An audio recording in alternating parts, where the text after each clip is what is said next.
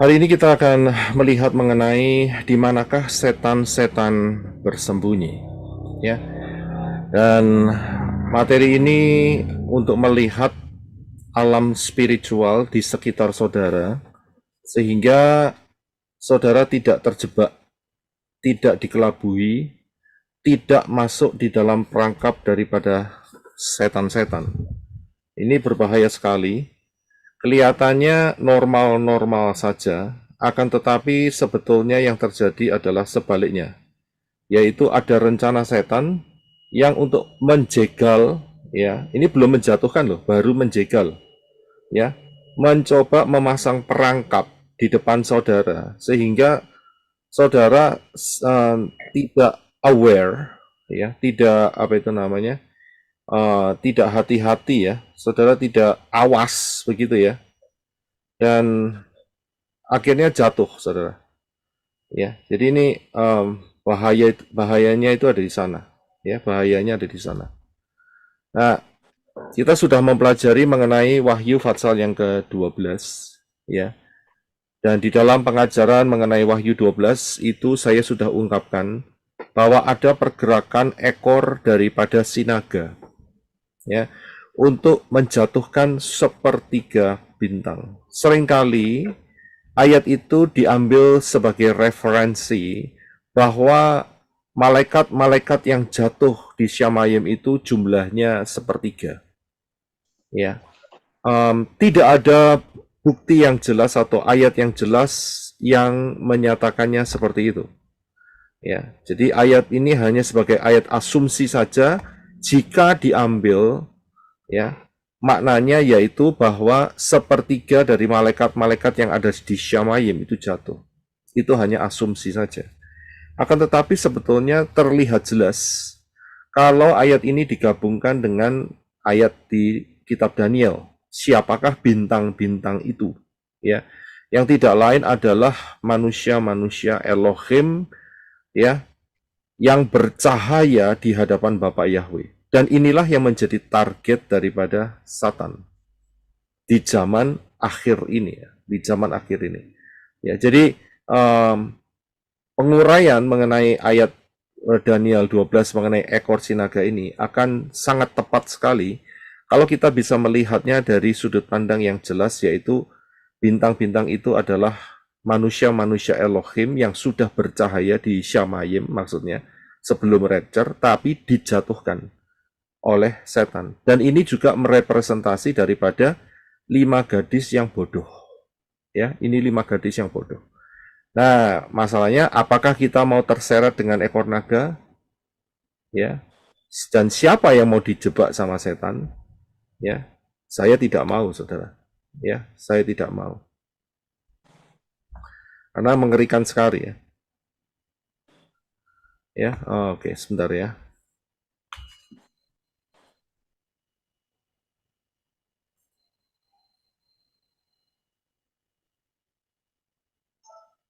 Ya, jadi saya tidak mau jatuh atau dijatuhkan. Lebih baik kita berjaga-jaga. Kita harus hati-hati. Memang kita tidak bisa um, mengartikan ini secara harafiah. Oh, nanti ada ekornya naga besar sekali di Samayim dan ada bintang-bintang yang jatuh.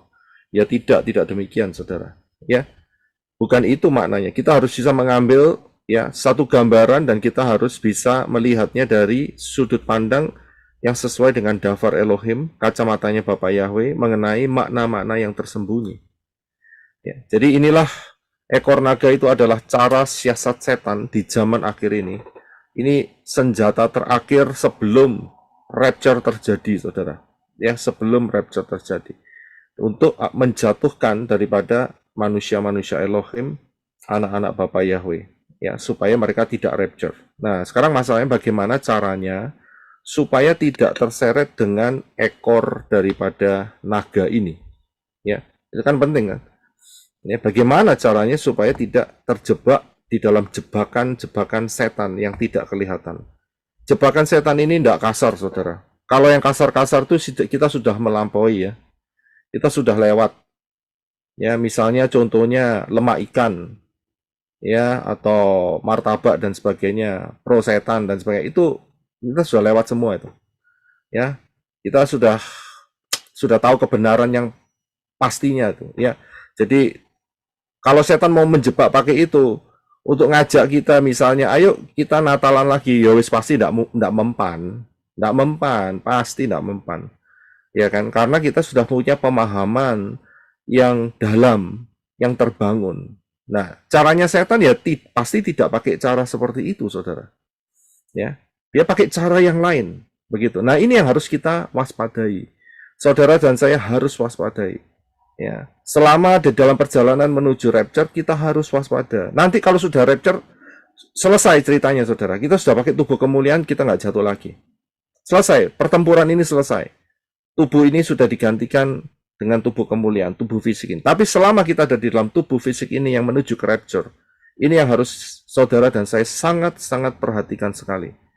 Jangan sampai terseret, jangan sampai jatuh, ya, jangan sampai. Nah, ini bahaya sekali. Nah, kemarin saya ungkapkan di satu ayat yang sudah kita baca, tapi nggak ada salahnya kita baca lagi. Di dalam Lukas 9, ayat 53 sampai 55. Silakan Brother Henok untuk membacanya. Terima kasih. 9 ayat 53. Tetapi orang-orang Samaria tidak mau menerima dia karena tampak bahwa dia hendak menuju Yerusalem. 54. Melihat hal itu, murid-muridnya, yaitu Yakobus dan Yohanes berkata, Tuhan, apakah engkau mau kami menyuruh api turun dari langit untuk menghancurkan mereka seperti yang dilakukan Elia? 55. Tetapi dia berpaling dan menegur mereka, katanya, kamu tidak sadar roh apa yang ada padamu. Iya, terima kasih. Sudah bisa lihat ya. Jadi Israel zamannya Yesua itu dibagi menjadi 3 wilayah. Galilea, Samaria. Galilea paling atas, yang ada danau Tiberias di sana. Dan kemudian bagian tengahnya itu adalah Samaria. Dan yang bagian bawah itu namanya Yudea. Ya, Yudea itu ada Yerusalem dan ada Bait Elohim di sana. Jadi ada 3. Jadi kalau orang Samaria, orang yang dari Galilea mau menuju ke Yerusalem di Yudea di bawah, itu mereka harus melalui daerah kota-kota orang Samaria. Ya, sedikit informasi. Kalau saudara tahu, Yeshua pernah diadili oleh Herodes. Nah, Herodes inilah yang berkuasa di daerah Galilea, ya di atas. Nah, sedangkan di bagian bawah, yaitu di bagian Yudea, itu dikuasai oleh Pontius Pilatus. Ya, jadi sudah paham ya. Itu perbedaannya. Nah, satu kali Yeshua beserta murid-murid lewat di daerah Samaria. Tapi ya, orang Samaria menolak. Ya, menolak. Ini bukan kasus di mana Yeshua bertemu dengan perempuan yang di sumur Yakov ya, bukan. Ya, dan di sini orang Samaria tidak suka dan menolak grup Yeshua ini, tetapi ya ada satu peristiwa yang terungkap di sini bahwa Yohanes dan Yakobus itu berkata, Tuhan, apakah engkau mau kami menyuruh api turun dari langit untuk menghancurkan mereka seperti yang dilakukan Elia? Ya, Yakobus dan Yohanes tahu mengenai peristiwa Elia. Ya, mereka orang-orang Yahudi dan mereka tahu bahwa ada api turun dari Syamayim. Dan itu mau ditiru sama mereka, saudara. Ya, tetapi apa yang dikatakan oleh Yeshua? Ya, Yeshua mengatakan, tapi dia berpaling dan menegur dia. Ya, untuk LAI stop sampai di sana. Ya, akan tetapi di dalam terjemahan lain akan dilanjutkan, yaitu katanya, kamu tidak sadar roh apa yang ada padamu. Ya, di LAI tidak ada kalimat kamu tidak sadar roh apa yang ada padamu, LAI tidak ada. Saudara bisa cek sendiri. Ya. Nah, dari sini sebenarnya kita harus bisa paham, Yeshua itu bisa melihat roh yang ada menunggangi daripada Yakobus dan Yohanes saat itu. Ya, saat itu. Padahal mereka itu satu grup, satu kelompok yang sangat kuat. Saudara tahu sendiri siapa Yeshua. Yeshua adalah Bapak Yahweh dalam tubuh yang serupa dengan manusia. Itu pun setan-setan masih bisa menyelinap. Nah, ini dia, saudara. Setan menyelinap loh. Masuk di Yakobus sampai Yohanes dan mereka mengucapkan satu kalimat yang arogan. Ya, yang penuh kebencian, yang mau membalaskan, ya. Dan Yeshua menegur, Padahal mereka kan ditolak. Seharusnya kan ya enggak apa-apa kan ya mereka ngomong seperti itu mestinya ya. Tetapi Yesua berkata tidak boleh. Ya. Dan Yesua berkata, kamu nggak tahu ya ada roh jenis apa yang ada padamu. Yesua bisa melihat di situ. Nah, kemampuan Yesua ini, ingat bahwa Yesua penuh dengan ruah Yahweh Elohim. Kita sudah tahu sebelumnya bahwa Yesua telah dibaptis setelah keluar dari baptis air, dan di sana ada roh Bapa Yahweh yang serupa dengan burung merpati hinggap di atas daripada Yesua. Dan Yesua yang penuh dan dipimpin oleh ruah Yahweh Elohim melakukan pekerjaan-pekerjaan yang dahsyat. Ya, ini sebetulnya Yesua itu mewakili buat saudara dan saya, ya, mempersiapkan masa di mana setelah yang namanya Shavuot atau Pentakosta. Di sinilah, saudara, ya, intinya. Nah, dengan kemampuan dari ruah Yahweh Elohim ini, Yesua dapat melihat ini ada roh apa. Dia bisa mendeteksi, ya, ada yang nggak beres. Karena itu dia langsung tegur Yakobus dan Yohanes. Kita baca satu ayat lagi, yaitu di dalam Matius 9 ayat yang keempat. Silakan, Brother Enoch. Ya, Matius 9 ayat 4. Tetapi Yesua mengetahui pikiran mereka. Dia berkata, mengapa kamu memikirkan yang jahat di dalam hatimu? Ya, saya bisa lihat beberapa kali saudara akan temukan, saudara cek aja ya, lewat app yang dari apa itu namanya Alkitab ya. Sabda ya, saudara bisa lihat ya, langsung ketik aja ya, bahwa beberapa kali terjadi peristiwa ini yang seperti saudara baca ini. Saya hanya ambil sekali saja ya, karena diambil semua terlalu panjang, saudara. Yesua itu bisa mengetahui pikiran loh. Kemampuan ini dari mana? Tidak lain adalah kepekaan yang diberikan melalui ruah Yahweh Elohim. Ya, jadi inilah. Nah, saudara dan saya sekarang penuh dengan ruah Yahweh Elohim. Jadi kita bisa mengetahui kepekaan itu bisa diaktifkan untuk bisa melihat ini ada roh apa di balik ini, begitu loh. Ada roh apa yang sedang mempengaruhi, ya. Jadi bisa itu diaktifkan, ya. Jadi bukannya tidak ada, saudara. Ada, ya, kemampuan pengaktifan, dan salah satu yang disebutkan oleh Rabbi Saul yaitu adalah membedakan roh. Ya, bisa membedakan ini roh ini roh ini, begitu. Ya, jadi inilah kemampuan yang sebetulnya sudah ada di dalam ruah Yahweh Elohim, karena ruah Yahweh Elohim ada rohnya Bapa Yahweh yang dia maha tahu semuanya, ya. Itu kedahsyatannya di situ. Nah, kita tahu di dalam Efesus pasal yang ke-6 ya, bahwa perjuangan kita ini bukan melawan darah dan daging. Efesus 6 ayat 12, silakan Brother Henok untuk membacanya. Efesus 6 ayat 12. Ya. Sebab perjuangan kita bukanlah melawan darah dan daging, melainkan melawan penguasa-penguasa, melawan otoritas-otoritas, melawan penghulu-penghulu kegelapan di dunia ini, melawan roh-roh jahat di udara. Iya. Ya. Saudara bisa memahami ya. Jadi peperangan kita ini bukan melawan darah dan daging, tapi fokusnya adalah melawan roh-roh jahat yang tidak kelihatan, ya, penghulu-penghulu, ya, kekuatan-kekuatan yang berlapis-lapis di alam semesta ini. Itulah lawan kita. Tetapi masalahnya adalah bagaimana jika ya yang kita lawan ini setannya masuk di dalam orang, saudara. Saudara bisa lihat. Kalau setannya ini misalnya setan gentayangan, ya, lampu di rumah saudara mungkin daerah belakang nyala mati tanpa ada kerusakan listrik, kita bisa hadapin langsung. Itu melawan roh-roh jahat yang seliweran, yang mondar-mandir di situ, ada aktivitas roh-roh jahat. Tetapi masalahnya kan tidak selalu seperti itu. Nah, masalahnya adalah ya, roh-roh jahat itu masuk ke orang, masuk ke manusia-manusia. Ya, masuk ke manusia-manusia. Nah, ini tadi di atas kan kita sudah lihat ya, bahwa Yeshua menegur Yakobus dan Yohanes. Kamu tidak tahu roh apa yang ada di dalam hidupmu. Ya, kamu tidak tahu ada roh apa yang ada padamu. Ya, berarti ada di dalam orang itu, saudara. Saudara bisa lihat, ini problemnya, saudara. Kalau rohnya gentayangan, ya kita usir aja langsung dalam nama Yeshua Mashiach. Pergi dia, ngungsi, pindah rumah ke tempat lain. Ya kan?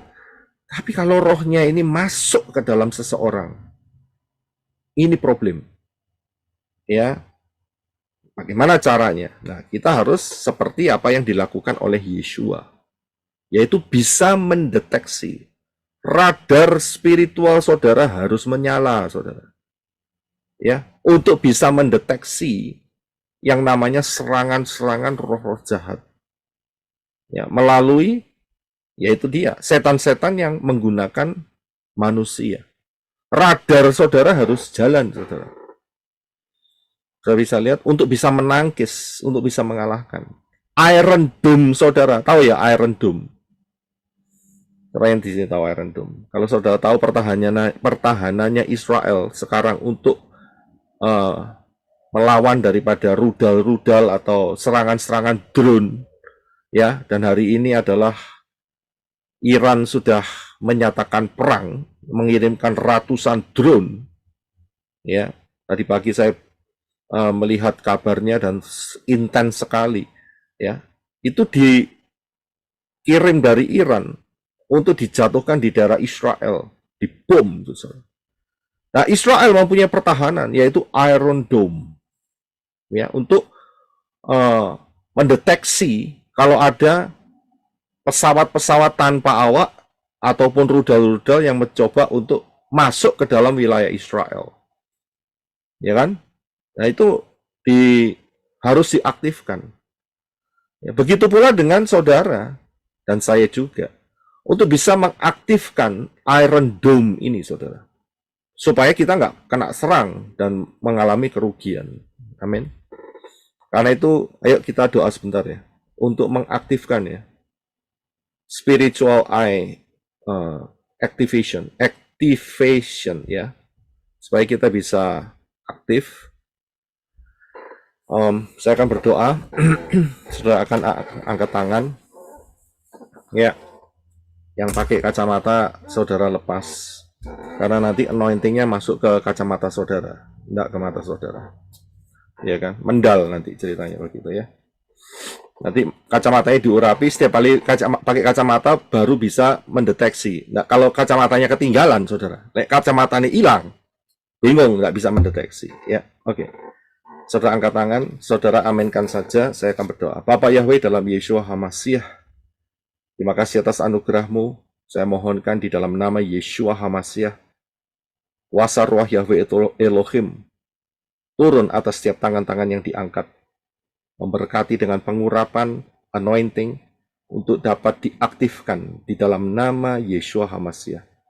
Sehingga mata spiritual dan juga radar-radar spiritual yang Bapak Yahweh telah berikan dalam hidup setiap manusia-manusia Elohim, termasuk saya sendiri, boleh diaktifkan, boleh terus dipertajam, boleh terus menjadi advance, untuk dapat mendeteksi roh-roh jahat dalam bentuk apapun juga dan dimanapun mereka bersembunyi, melalui siapapun, supaya diaktifkan kemampuan dari ruah Yahweh Elohim ini, seperti Yeshua juga mendapatkannya. Terima kasih Abba Yahweh, biar pengurapan Bapak Ibu boleh turun atas tangan-tangan yang diangkat di dalam nama Yeshua HaMashiach. Activation itu berlaku. Silakan saudara meletakkan tangan saudara di mata saudara, ya. Letakkan dalam nama Yeshua HaMashiach. Diaktifkan semua kemampuan yang dari ruah Yahweh Elohim untuk dapat mendeteksi, untuk dapat melihat roh-roh jahat dengan tipu muslihatnya, supaya saudara dapat terhindar, dapat dijauhkan, dapat diselubungi dengan keselamatan yang dari Bapak Yahweh sampai masuk dalam rapture. Diaktifkan radar-radar spiritual, supaya saudara dapat melihat, mendeteksi pergerakan roh jahat dalam bentuk apapun juga dan dimanapun juga. Dan saudara terus boleh menjadi pemenang-pemenang di hadapan Bapa Yahweh. Dalam nama Yeshua HaMashiach, kemampuan ini diaktifkan. Dalam nama Yeshua HaMashiach. Amen. Haleluya. Saya akan lanjutkan. Amen. Ya, puji Bapa Yahweh. Ya, jadi sangat penting untuk saudara bisa mengaktifkan sehingga tidak mudah untuk ditipu sama setan, saudara. Ya, setan mau lewat cara apapun dia akan gagal. Ya, dia akan gagal. Jadi saudara bisa mendeteksi terlebih dahulu seperti yang dilakukan oleh Yeshua. Nah, di dalam peristiwa setan ini masuk dalam manusia, itu nggak harus kesurupan, saudara. Tidak.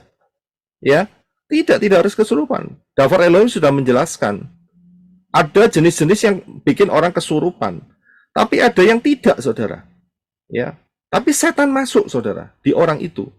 Yaitu Yohanes 13 ayat 27. Silakan Brother Henok untuk membacanya. Terima kasih. Yohanes 13 ayat 27. Dan sesudah Yudas menerima potongan roti itu, ia kerasukan setan. Lalu Yeshua berkata kepadanya, apa yang hendak kau lakukan, lakukanlah segera. Ya, terima kasih. Soalnya bisa lihat di sini. Begitu Yeshua memberikan potongan roti itu, ini saat Pesah terakhir ya. Sebelum Yeshua diserahkan dan akhirnya mati dibunuh keesokan harinya.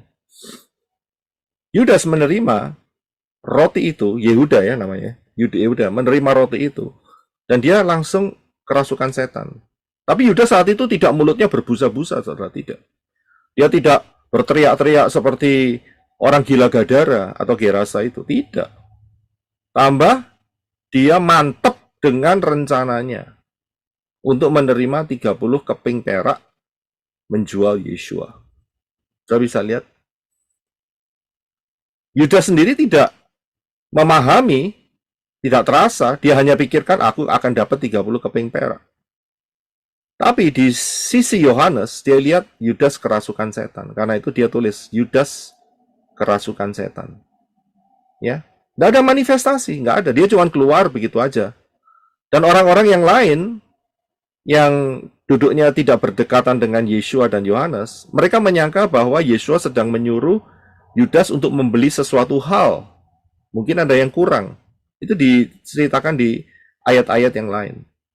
Jadi nggak tahu, saudara. Senyap sekali, tapi kerasukan setan. Karena Yohanes, dia duduk dekat Yeshua, bahkan Yohanes meletakkan kepalanya di dada Yeshua. Jadi dia tahu, oh ini kerasukan setan. Jadi sudut pandangnya itu dari sudut pandang Yeshua. Saudara bisa lihat, karena kan Yohanes saat itu lagi bersandar di dadanya Yeshua. Jadi sudut pandangnya sama, saudara. Sama, bisa kelihatan. Yang lain, sudut pandangnya tidak sama, saudara. Jadi tidak kelihatan, ya. Nah, kalau saudara bisa mau melihat pergerakan setan, ya kan, di manusia-manusia ini, saudara harus lihat dari sudut pandang yang benar, saudara. Ya, disitulah saudara akan menemukan jawabannya. Saudara akan bisa melihat. Saya beri contoh satu lagi, yaitu di dalam Matius 16 ayat 21 sampai 23. Silakan Brother Henok untuk baca. Terima kasih. Matius 16 ayat 21. Sejak saat itu, Yeshua mulai menunjukkan kepada para muridnya bahwa dia harus pergi ke Yerusalem dan menderita banyak hal dari para tua-tua dan imam-imam kepala dan para ahli Torah, serta dibunuh dan dibangkitkan kembali pada hari ketiga. 22. Namun Kepa, yaitu Petrus, menarik dan menegur dia, katanya, dijauhkanlah atasmu ya Tuhan, hal itu sekali-kali tidak akan terjadi kepadamu. Tetapi dia, yaitu Yeshua, berpaling dan berkata kepada Kepa atau Petrus, "Enyala dariku, hai Satan, engkau adalah sandungan bagiku, karena engkau tidak memikirkan perkara-perkara Elohim, melainkan perkara-perkara manusia." Ya, terima kasih. Saudara bisa lihat peristiwa ini. Yeshua menyatakan rencana terakhirnya, karena ini adalah perjalanan terakhir, dia menuju ke Yerusalem dan akan dibunuh di Yerusalem. Tetapi di tengah jalan, si Kefa, dia menarik dan menegur Yeshua. Jangan sampai itu terjadi, Tuhan. Itu bahasa sehari-harinya ya. Nggak terjadi. Jangan ngomong seperti itu. Dijauhkanlah dari apa yang malapetaka yang engkau ucapkan. kata-kata negatif yang engkau ucapkan Yeshua, gitu loh maksudnya. Tapi Yeshua saat itu dia berpaling, dia berkata kepada Kefa, dia ngomongnya kepada Kefa loh, enggak kepada setan. Tapi keluar kalimat yaitu enyahlah dariku hai setan. Saudara bisa lihat. Dari sini Kefa nggak sadar kalau mulutnya dipakai setan, saudara. Bisa lihat kan? Engkau adalah sandungan bagiku karena engkau tidak memikirkan perkara-perkara Elohim, melainkan perkara-perkara manusia.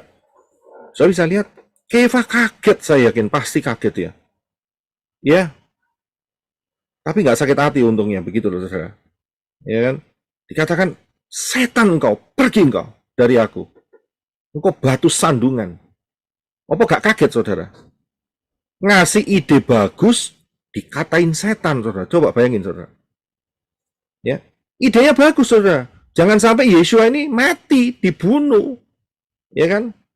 Tapi itu dianggap Yeshua ini sebagai penghalang. Dan ini pikiran setan. Karena itu apa? Yeshua langsung bilang sama Kepa, Petrus, setan kamu, pergi kau. Gitu.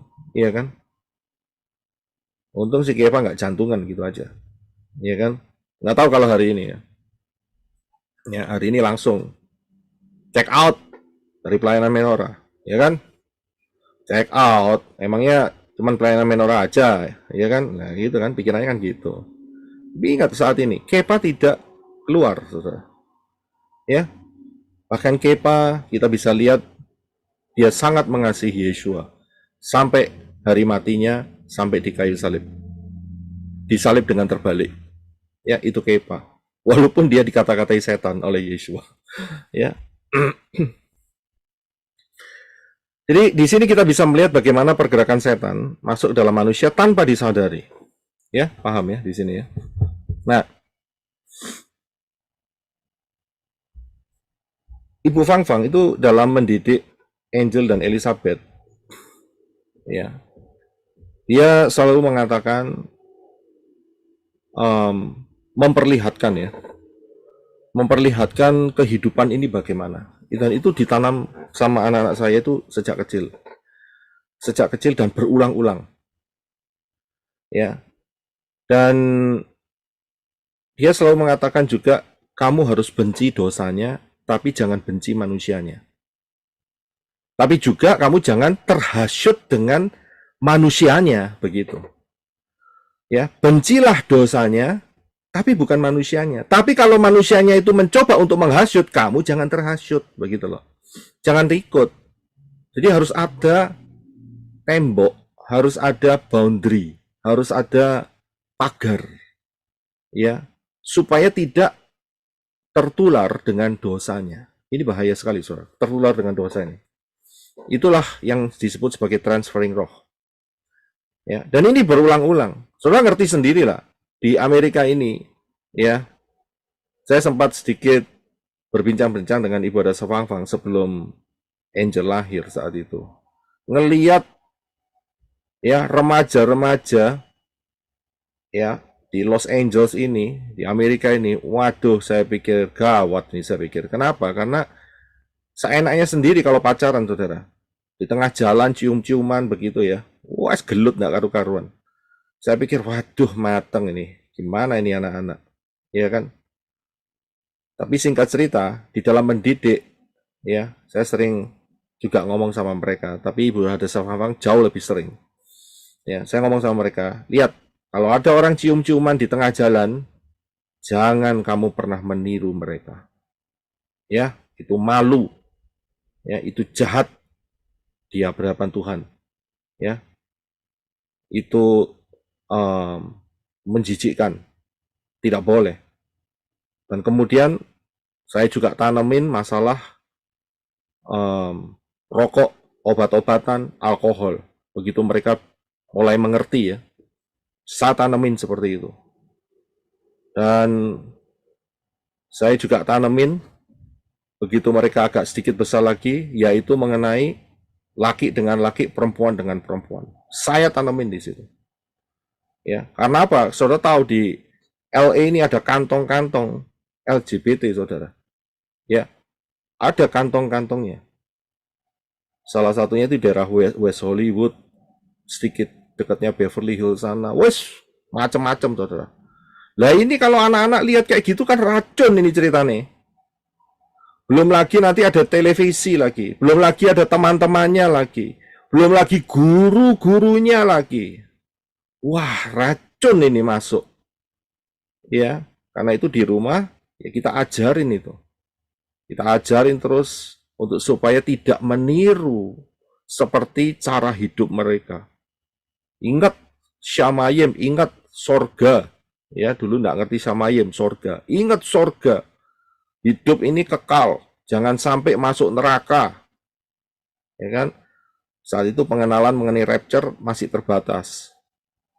Tapi kita tanemin di situ. Ya. Jangan benci manusianya, tapi jangan terhanyut sama konsep mereka. Benci dosanya. Ya, siapa tahu manusianya bertobat. Tapi kalau bertobat harus lewatin banyak screening, ujian. Benar-benar tobat atau tidak. Ya kan? Hati-hati. Ngomongnya tobat tetapi kumat. Lah itu repot, saudara. Ya kan? Jadi makan tomat. Tobat tapi kumat. Ya kan? Jadi seorang yang bertobat itu tidak semudah membalikkan tangan, saudara. Wah, aku bertobat. Wah, tunggu dulu. Ya tobat ngomong enggak apa-apa, tapi buktikan. Ya kan? Jadi harus hati-hati di sana. Jangan sampai ngomongnya tobat, tapi tujuannya menghasut, ngajak ikut-ikutan dosa di masa yang akan datang. Wah, kacau kan? Ya. Nah, Yesua juga memperingatkan murid-muridnya, saudara. Dalam Markus 8 ayat 15. Silakan, brother. Markus 18 ayat 15. Dia memperingatkan mereka, katanya, waspadalah dan berjaga-jagalah dari ragi orang Farisi dan ragi Herodes. Ya. Yesua mengatakan di sini, kamu hati-hati loh dengan ragi orang Farisi. Kita tahu ini adalah pengajaran. Ya, dan ragi Herodes. Langsung ditunjuk orangnya. Ini hati-hati loh dengan Herodes. Yesua enggak buka tanak ya, kita para nabi baru ngomong, tidak. Yesua kasih contoh apa yang di depan mata murid-muridnya. Begitu pula Ibu ada Fang kasih contoh langsung. Ingat ya. Lihat ya, tante itu modelnya begini ya. Lihat ya, om itu modelnya begini. Ya kan? Dia lakukan ini, dia lakukan itu. Lihat ya, anak ini kok begini, anak itu begitu. Lihat ya, guru ini begini, guru itu begitu. Jadi langsung dibawa ke contoh soal yang ada di depan mata saat itu. Saya bisa lihat, kalau dibukakan kitab suci, mereka tidak bisa dapat, saudara. Mereka nggak tahu siapa itu Daud yang berzina. Mereka nggak tahu itu siapa yang namanya Salomo yang istrinya cejing itu ya, 1000 gitu ya. Beserta gundiknya. Mereka juga nggak tahu siapa Noah yang mabuk telanjang. Mereka nggak tahu, mereka hanya bisa baca cerita. Tapi mereka bisa tahu langsung saat kita kasih tahu, perhatikan apa yang menjadi peristiwa daripada orang ini. Lihat, cari di mana kesalahannya, kekeliruannya, pelanggarannya terhadap daftar Elohim. Jangan kamu tiru. Tapi jangan benci orangnya. Tapi hati-hati, saat kamu berhubungan dengan dia, jangan terhanyut. Begitu, saudara. Ya, harus balance. Dan itu menyelamatkan. Ya, menyelamatkan. Jadi mereka tidak masuk di dalam pergaulan-pergaulan yang jahat. Saya bilang lebih baik Cooper. Tahu Cooper? Siapa yang tahu Cooper?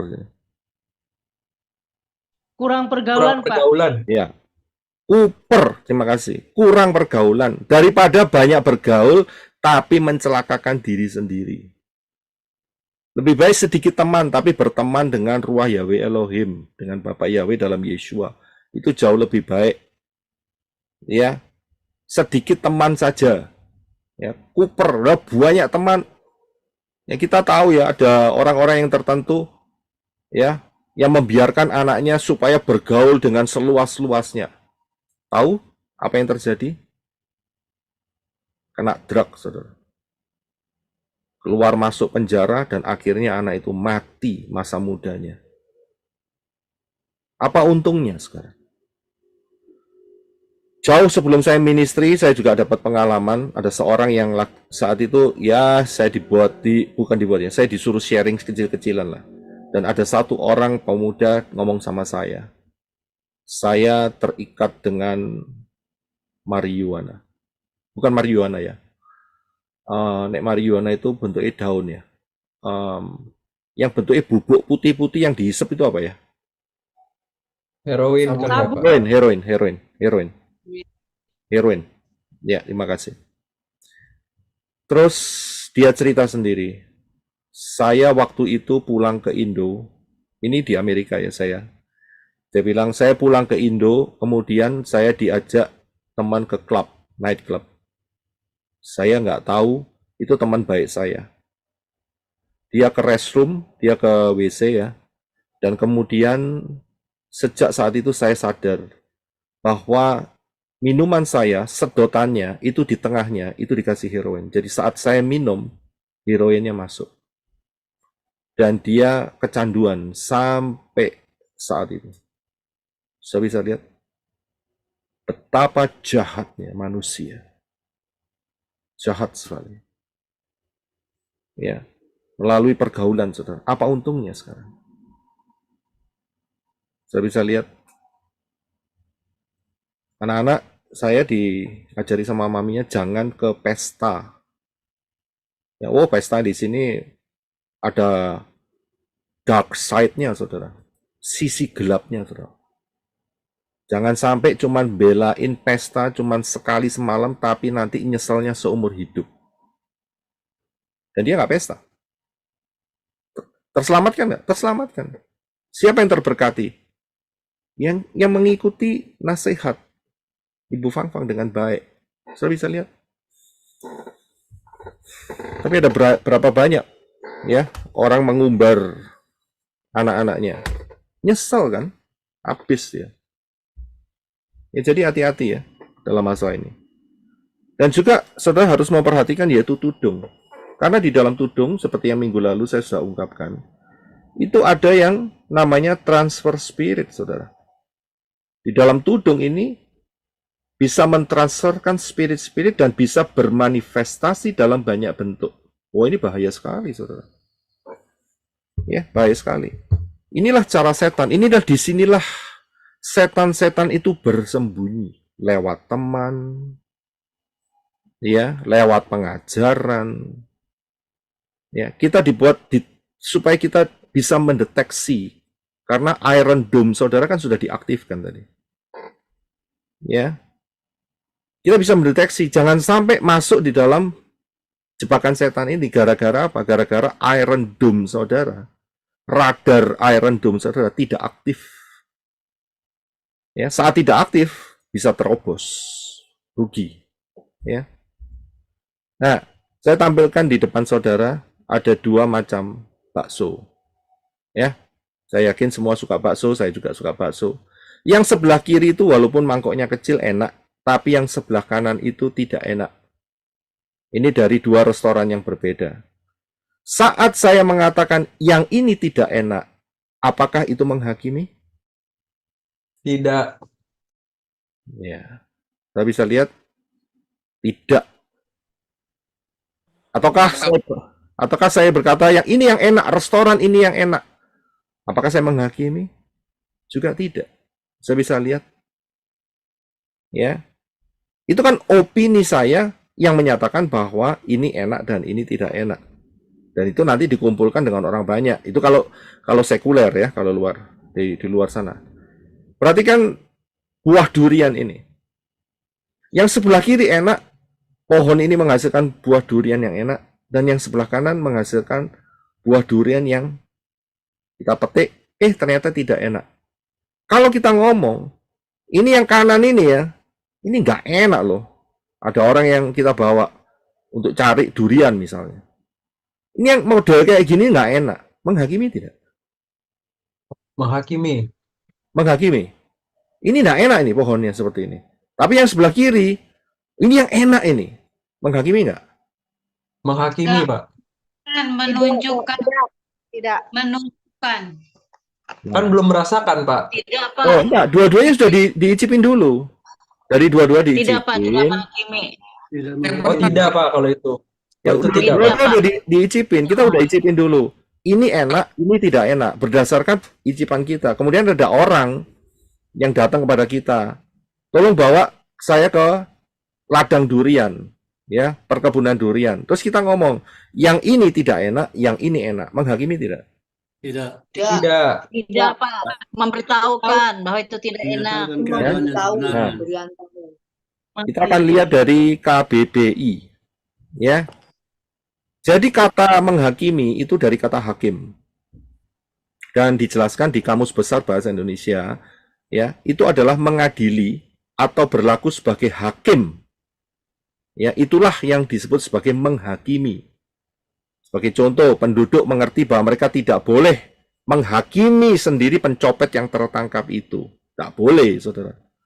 Dipukuli, dibakar, dibunuh, diedel-edel. Tidak boleh, saudara. Ya, itu menghakimi. Vonis terakhir itu menghakimi. Tapi seringkali setan itu bersembunyi di kalimat ini, di kata ini. Kita lihat ayatnya yaitu di dalam Matius 12 ayat 33 terlebih dahulu. Silakan Brother Eno. Matius 12 ayat 33. Jikalau suatu pohon kamu katakan baik, maka baik pula buahnya. Jikalau suatu pohon kamu katakan tidak baik, maka tidak baik pula buahnya. Sebab dari buahnya pohon itu dikenal. Iya, saya bisa lihat di sini.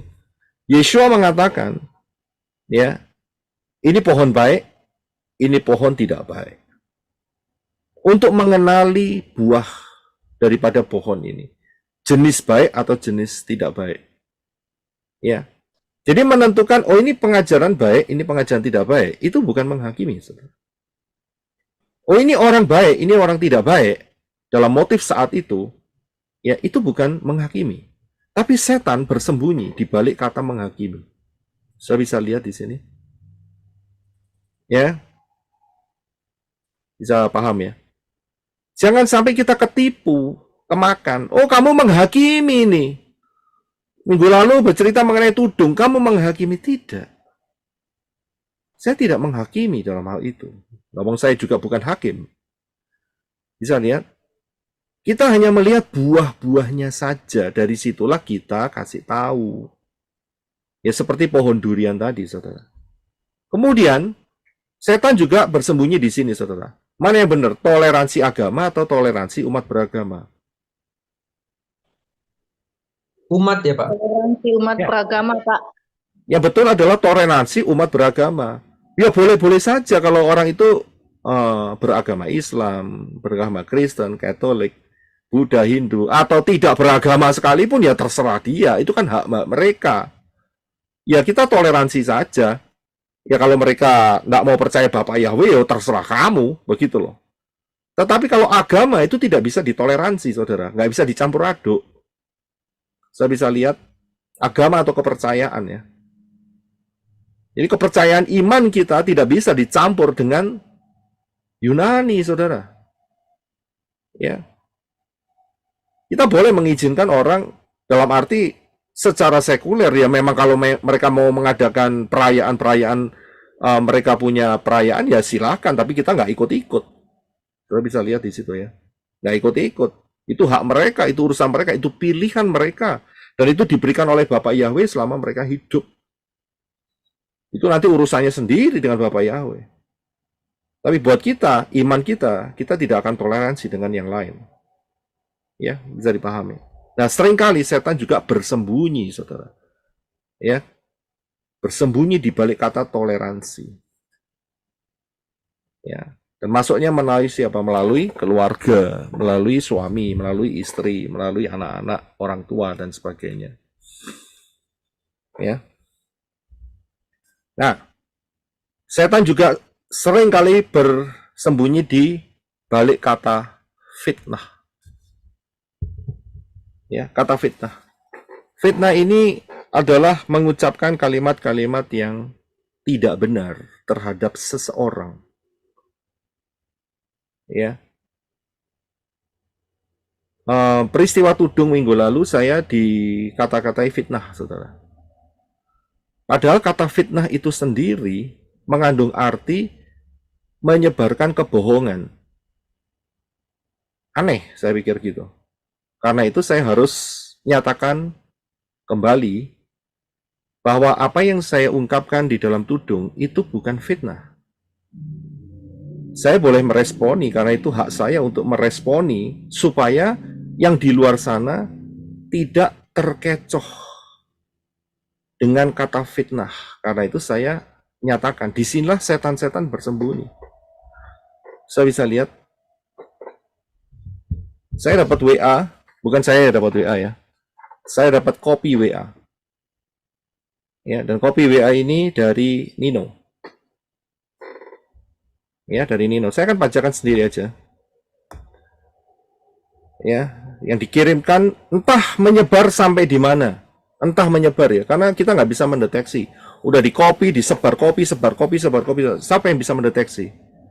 Berarti si Nino ini juga ya menyebarkan melalui sosial media. Sehingga banyak orang yang tahu. Nah, apa isinya? Saya akan bacakan kepada saudara. Shalom Bapak, Ibu, Saudara Beth Kehilat. Mungkin sebagian besar dari saudara sudah mengetahui satu berita kalau baru-baru ini saya dan Pak Lukas difitnah macam-macam. Dan Pak Yakub juga diserang oleh seorang yang bernama Joseph Roy, yang adalah pengajar channel YouTube pelayanan Menorah Joseph Roy. Bagaimana dan seperti apa orang ini memfitnah dan menyerang kami, saudara bisa lihat di video ini. Itu videonya, linknya di sana.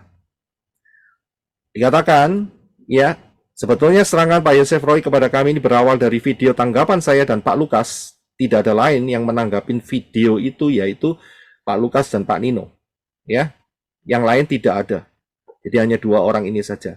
Yang menanggapi kesaksian anak dan istrinya yang kami pandang ada yang tidak pas dengan kitab suci kesaksiannya. Yang harapan saya dan Pak Lukas tentang tanggapan kami, Pak Joseph Roy dan istrinya Ibu Adasa Fang menyadari kekeliruannya, tapi justru salah paham balik menyerang dengan fitnahan. Kata fitnah lagi dipakai, saudara. Tuduhan yang macam-macam. Saya selesaikan dulu ya, supaya saudara bisa melihatnya. Di sini saya ingin menyampaikan berkaitan dengan hal ini. Saya, Pak Lukas, dan Pak Yakub sepakat untuk tidak menanggapi fitnah, pakai kata fitnah lagi, dan serangan ini secara khusus. Karena bagi kami, yang memang tidak melakukan apa yang dituduhkan. Jadi tidak terasa, saudara ya. Tidak terasa. Ya kan? Kami tidak perlu ambil pusing, bahkan kemarin kami justru membicarakan dengan ketawa geli. Itu opini dia, terserah mau ketawa geli atau tidak. Mendengar semua tuduhan-tuduhan tersebut. Dan bagi kami bertiga, ini suatu energi yang sangat negatif dan kami tidak mau mengotori hati kami apabila sebentar lagi kami akan bersama-sama masuk dalam perayaan 7 hari raya. Anggapan Pak Joseph Roy yang mengatakan bahwa saya tidak percaya pola Shemitah itu sangat keliru. Karena sejauh sebelum Pak Joseph Roy mengajarkan soal Shemitah, saya sudah pernah mengajarkan lebih dulu soal Shemitah di Kehilat. Dan mungkin saudara masih ingat itu. Soal Shemitah ini pernah saya ajarkan di Kehilat beberapa tahun yang lalu sebelum adanya pandemi COVID. Jadi kalau dikatakan saya tidak percaya pola Shemitah, itu sangat keliru. Nomor 3, Bapak Ibu, saudara yang mendengar pengajaran dari channel YouTube tersebut, silahkan menilai sendiri sekarang pengajarannya. Karena kalau direnungkan bagaimana bisa orang yang mulutnya mengajar, orang melakukan perjamuan kudus setiap hari, yang sebetulnya tidak ada dalam kitab suci, tidak diperintahkan Bapa Yahweh dan Yeshua yang mengatakan untuk membasuh, memurnikan, tetapi dari mulut yang sama, mulutnya dipakai untuk memfitnah orang. Bukankah seharusnya kalau mulutnya mengajar perjamuan kudus, mulutnya juga kudus, sama seperti perjamuan kudus yang dia ajarkan. Karena roti dan anggur perjamuannya juga masuk dari mulut yang sama, yang dipakai memfitnah orang. Jadi ini sikap kami barangkali di antara Bapak Ibu Saudara yang bertanya-tanya bagaimana sikap kami mendengar semua tuduhan-tuduhan fitnahan dari Pak Joseph Roy. Terima kasih Bapak yang memberkati. Ya. Jadi ini adalah teks yang tersebar di luar sana yang disebarkan oleh si Nino. Ya. Yang mengatakan bahwa saya memfitnah. Oke. Kita lihat sebentar karena ini ada 3 orang. Saya akan tunjukkan kepada saudara. Saya menyatakan satu gambar kapan hari, satu foto, di mana ada satu keluarga yang berpose di depan naga. Dan grup ini mempunyai logo, yaitu Yeshua HaMashiach, yang di Indonesia lebih dikenal dengan Yesus Kristus. Cabang yang di Jakarta, kalau Natalan, dia Natalan. Kalau Imlekan, juga Imlekan. Apakah ini fitnah? Atau sebuah kenyataan? Apakah ini dianggap sebagai suatu fitnah? Fakta. Saudara bisa lihat? Kalau fitnah itu kabar bohong. Lah ini kabarnya nyata. Wong tiap tahun ya mereka Natalan, no. Tiap tahun mereka juga Imlekan. Saudara bisa lihat, apakah ini fitnah? Ya, jadi apa yang diungkapkan oleh Nino gugur. Bahwa ini bukan fitnah, saudara. Lah masa sih kita ini lawan setan loh, kok mau pose, ya? Ya, mereka itu kok mau pose katanya meninggikan daftar Elohim. Lah kok mau selfie dengan ornamen-ornamennya setan. Itu yang saya mau katakan supaya yang di luar sana itu jangan terjebak dengan tudung ini. Iya kan? Ini sebuah fakta, saudara. Saya tidak merekayasa. Saya tidak menipu, saya tidak membohongi, dan tidak memberikan kabar bohong. Sudah jatuh itu yang namanya perkataan Nino itu yang mengatakan saya ini fitnah. Ya sudah keliru. Ya kan? Mau ini suatu kenyataan kok saudara bisa datang aja sendiri yang di Jakarta, tanyain sendiri sama orangnya, nyata nggak ini foto? Nyata kok, berarti ini bukan fitnah. Saya bisa lihat. Jadi setan bersembunyi pakai kata fitnah, ya. Apa yang saya ungkapkan di sini semua, Bapak Yahweh menginstruksikan bongkar itu semua ular-ular. Tujuannya apa? Kalau nggak dibongkar, mereka akan di bawah tudung dan dibutakan. Dan mereka tidak bisa mendeteksi setan-setan ada di mana, di balik mana. Sehingga banyak jiwa-jiwa akan berguguran. Iya kan? Karena apa? Karena atasannya sudah seperti itu, saudara. Banyak yang akan berguguran. Atasannya aja selfie sama setan, lambang-lambangnya setan, apalagi anak buahnya. Begitu, ya. Jadi ini bukan fitnah. Saudara tahu, banyak kasus di dunia ini kalau seketik saja, banyak kasus ya. Pendeta-pendeta, pastor-pastor, gembala-gembala, ustadz-ustadz ya. Itu termasuk mereka juga banyak, saudara. Ini yang saya ambilnya adalah pendeta-pendeta, pastor-pastor yang terjaring dengan kasus perzinahan. Ngeri nggak ini? Ini Yunani loh, ini Yunani. Ini Yunani, ini grup Yunani, saya tahu sekali. Grup-grupnya kan Mesianik kan sedikit sekali, begitu. Loh, tapi apa yang dituduhkan di atas dengan WA ini dikatakan ya bahwa saya memfitnah Pak Nino dan Pak Lukas.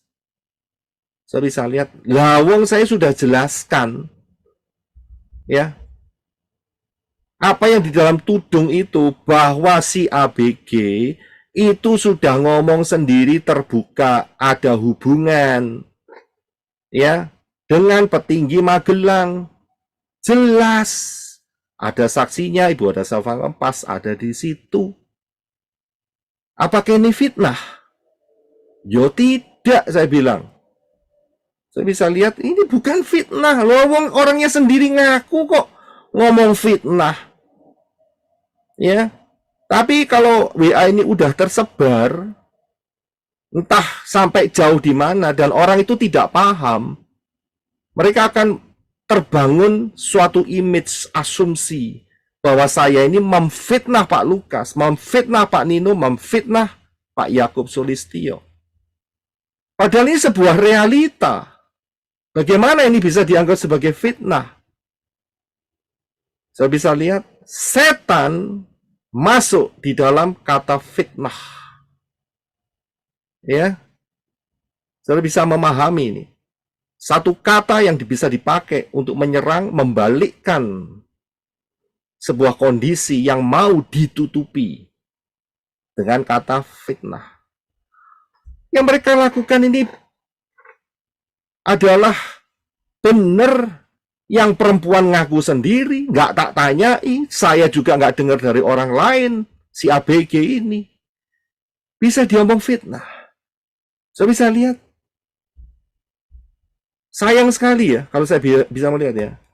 Si Nino ini sebagai pengajar Dafar Elohim, tetapi punya spirit apa di dalamnya. Kita bisa lihat melalui WA-nya tadi. Yaitu kompromi dengan kejahatan. Ya kan? Satu sisi di depan grup orang-orangnya dia itu sebagai pemberita Dafar, tapi ternyata dia adalah orang yang menutupi kejahatan. Saya bisa lihat kompromi dengan kejahatan. Ini kan sama dengan sindikat, saudara. Tapi berkedok nama Yahweh, nama Yeshua HaMashiach, dan Ruah Yahweh Elohim. Berkedok apa? Berkedok rohani. Ya, berkedok kehilat. Saya bilang ini mengerikan sekali. Ternyata ada roh-roh setan yang secara mungkin saya nggak tahu, sadar atau tidak sadar, saya nggak tahu. Menyelimenap di dalam hidupnya. Ini adalah kompromi. Saya mau kasih tahu ya, satu ayat mengenai orang-orang yang di luar sana yang tahu akan hal ini tetapi diam saja, diam saja. Saudara tahu peristiwa ini, saudara diam, saudara menutup-nutupi, ya. Dan kita sudah lihat banyak buahnya, ya. Ada ayat buat saudara, yaitu di sini. Persekongkolan, Pak, namanya. Ya, persekongkolan. Saya kasih satu ayat ini mungkin saudara sering kali baca tapi terlewatkan. Ya, saya mau tanya, apa hukumannya orang yang kompromi? Siapa yang tahu? Apa hukumannya orang yang bersekongkol, kompromi, diam saja? Dan juga terseret. Yang setuju. Darah, Pak. Darah, Pak. Darah. Hukumannya apa? Hukumannya apa? Lebih berat dari yang melakukan. Lebih berat dari yang melakukan. Hukumannya apa? Darah. Maksudnya gimana? Ikut terseret, Pak. Ikut terseret. Hukumannya apa? Utang darah, Pak. Darahnya. Utang darah. Saya kasih satu ayat yang sering kali saudara mungkin baca, tapi terlewatkan.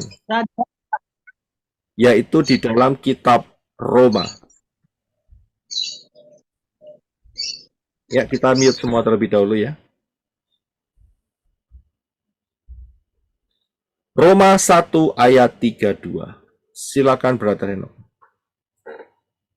Roma 1 ayat 32. Sebab walaupun mereka mengetahui tuntutan-tuntutan hukum Elohim, yaitu bahwa setiap orang yang melakukan hal-hal demikian patut dihukum mati, mereka bukan saja melakukannya sendiri, tetapi mereka juga setuju dengan mereka yang melakukannya. Ya, terima kasih. Jadi, kalau ada orang yang melihat kejahatan-kejahatan model seperti ini, ya, terselubung rapi sindikat berkedok kerohanian, dan kemudian saudara diam saja, itu berarti saudara dianggap setuju. Dan Roma 1:32 dikatakan patut dihukum mati. Oh ya, mungkin secara fisik saudara belum mati, tapi di hadapan Bapak Yahweh sudah ditandai. Ini orang setuju. Saya bisa lihat, ini orang tidak berjalan dalam kebenaran. Patut dihukum mati. Mati secara rohani. Dan akhirnya mati total. Ini tidak main-main loh, saudara. Ya, ini nggak main. Saudara setuju dengan kejahatan, ya, berarti saudara juga berkelompok, ya, dengan tidak menyatakan kebenaran. Ya, bahaya sekali di hadapan Bapak Yahweh. Disinilah setan-setan bersembunyi. Ya. Kalau saya menyatakan yang di Semarang, ini bukan tuduhan, saudara jaga-jaga. Kalau memang ada kasus, ya, kalau memang ada kasus yang di Semarang itu, ya, ada si Semar, kentutnya Ang, ya kan? Kalau ada kasus, seandainya sudah lihat, sudah pergi ke warung, ada permen nano-nano di sana, yang rasanya manis, asam, asin, yang sudah mempunyai pasangan hidup sugus, juga pada manisnya, ya kan? Tetapi si nano-nano ini kepingin rasa pedes, ya, mencoba karena tidak ada rasa pedes di dalam diri nano-nano dan juga diri sugus. Jadi kepingin coba yang pedes-pedes melalui Mentos. Nah, saudara yang ada di Semarang itu, saudara kasih tahu kalau saudara memang mengasihi, ya, supaya hal ini tidak terjadi. Ini saya kasih tahu saudara ya, semestinya mereka itu bersyukur loh. Ini menjelang rapture mereka itu dibuka seperti ini supaya jangan sampai ketinggalan rapture. Nah kalau mereka masih cekikian, kan tadi di atas ketiga kan, ya kan? Mereka menganggap enteng, ya itu terserah mereka. Tapi ini sebetulnya kasih Bapak Yahweh untuk grup ini, begitu loh. Supaya apa? Terjadi pertobatan sesegera mungkin, berubahlah. Ini kasihnya Bapak Yahweh loh. Mungkin saudara berpikir demikian, Pak Yosef Roy ini kok nekat banget ya ngomong seperti ini. Saya harus kasih tahu sama saudara ya. Terserah, saya mau coba tebak. Saya dulu kan pengenalan saya kepada Bapak Yahweh kan masih minim. Dan saya sudah dibaptis usia 13 tahun. Di satu gereja yang termasuk cukup salah satu yang besar di Surabaya. Dan saya diberi nama baptisan. Saudara berani mencoba nama baptisan saya siapa? Yang tidak boleh nebak orang grup Arizona. Yusuf. Yosef. Yosef ini barusan saudara, Yosef barusan, ini yang baru, ya. Petrus Nama, ya. bukan. Petrus ya. Saya kasih clue-nya ya. Nama baptisan itu adalah salah seorang nama nabi. Inisialnya Yosua. apa Pak Roy? Nggak ada, Pak. Nabi. Samuel. Mose. Yeremia. Elia. Oke, Elia. tadi ada yang ngomong Yeremia. Siapa yang ngomong Yeremia? Saya Pak. Yeremia. Iya, sister betul. Yeremia itu adalah nama saya, baptisan saya. Dan saya mendapatkan ayat yaitu di dalam Yeremia 1 ayat 9 dan 10. Yeremia 1 ayat 9 dan 10 itu adalah ayat yang diberikan karena nama saya dikasih nama Yeremia. Lalu Yahweh mengulurkan tangannya dan menyentuh mulutku.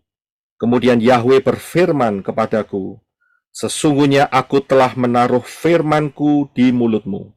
Lihatlah, pada hari ini aku telah menetapkan engkau atas bangsa-bangsa dan atas kerajaan-kerajaan untuk mencabut dan untuk meruntuhkannya, untuk menghancurkannya dan untuk menghempaskan, untuk membangun dan untuk menanam.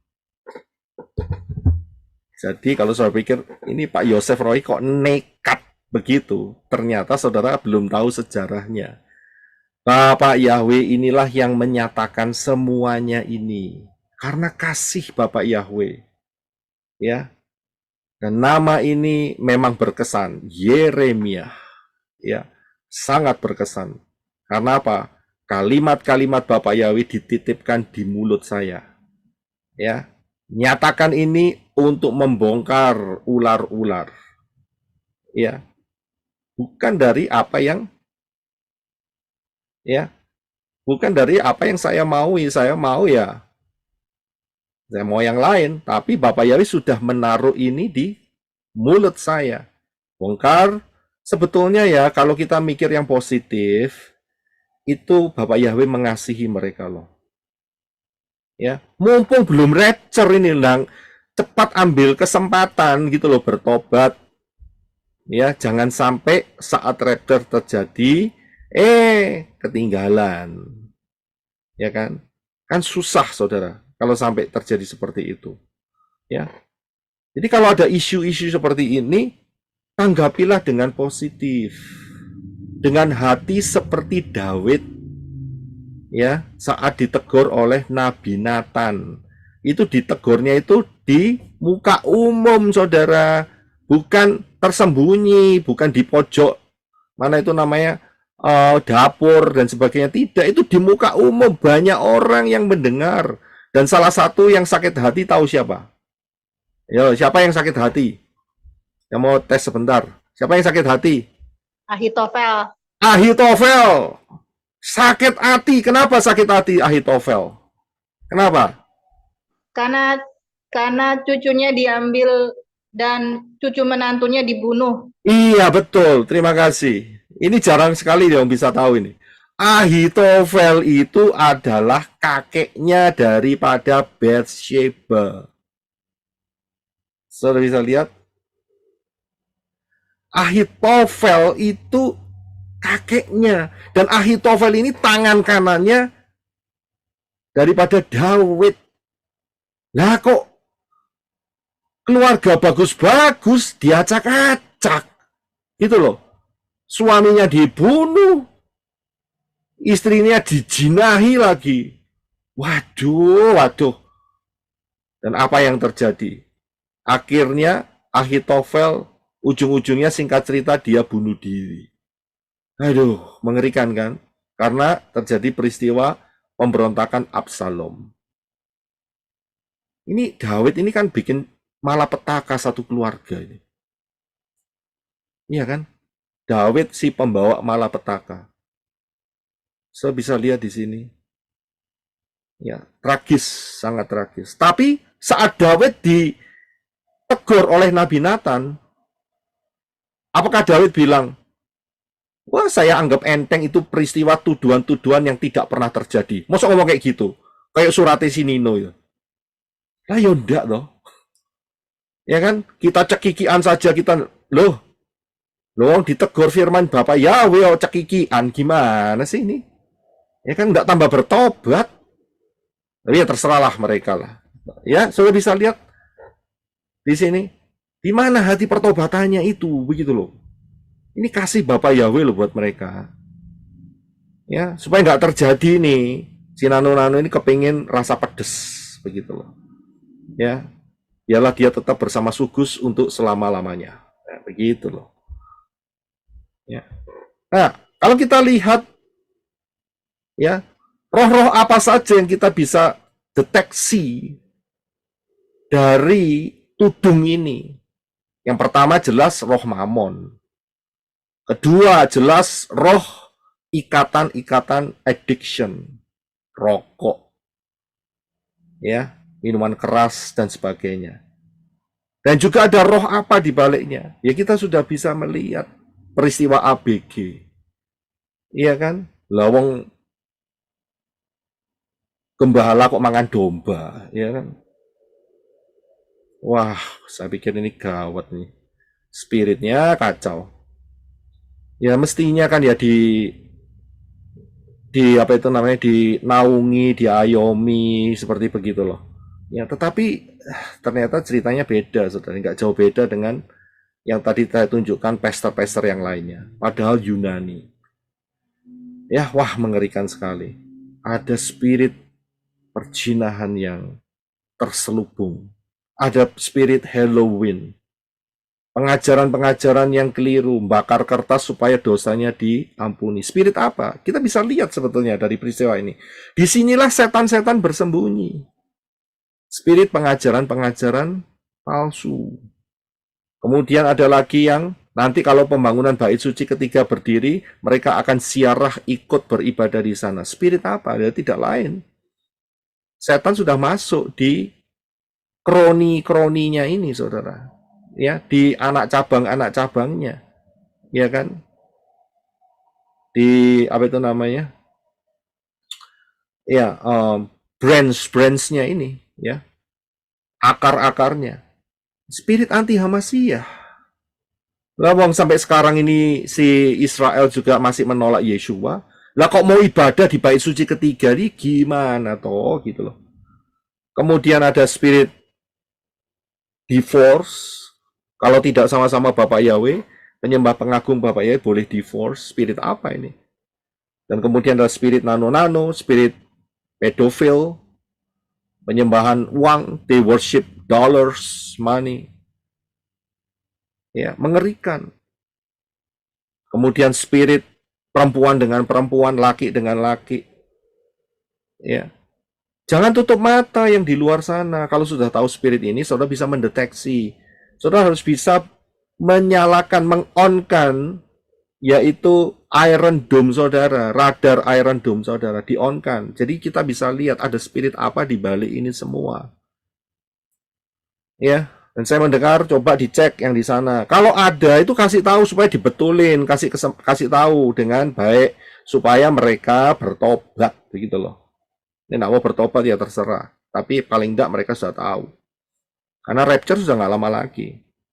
Yang saya dengar ada salah satu petingginya di luar pulau juga yang punya hubungan dengan istrinya yang tidak baik, masih satu rumah, tetapi di kamarnya ada laki-laki. Jadi laki-laki dengan laki-laki.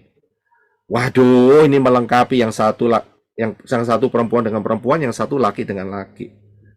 Ini gimana toh ini? Katanya kembali ke Torah. Lah Torahnya di gitu loh. Di mana Torahnya itu gitu loh. Kemudian orang mau baptisan harus bayar lagi. Ya. Kalau saudara melihat praktek-praktek seperti ini jangan diam. Kalau saudara diam setuju. Kan itu tadi Roma 1 tadi sudah dijelaskan. Ya. Jadi mengenai apa yang dikatakan bahwa saya memfitnah, ya, itu tidak benar. Ya. Sangat disayangkan sekali sebagai pemberita dafar Elohim, tetapi juga mempunyai spirit menutupi, ya, mempunyai spirit kompromi dengan kejahatan. Saudara nilai sendiri. Kira-kira saudara mau di bawah tudung itu atau tidak? Ya, nggak apa-apa, sampaikan saja yang saya sampaikan ini, ya, karena dia menyampaikan dengan WA itu terbuka. Ya, dan bisa copy paste, forward ke banyak, jadi nyebar juga sama saja, itu sosial media. Saya mengharapkan ada pertobatan dalam kehidupan mereka. Ya, jangan tertipu. Saudara pernah lihat logo ini kan ya? Barang yang sudah dibeli tidak dapat ditukar atau dikembalikan. Teliti sebelum membeli. Terima kasih. Untuk membeli barang, saudara harus teliti juga kan? Supaya tidak ketipu, supaya tidak dirugikan, bener kan?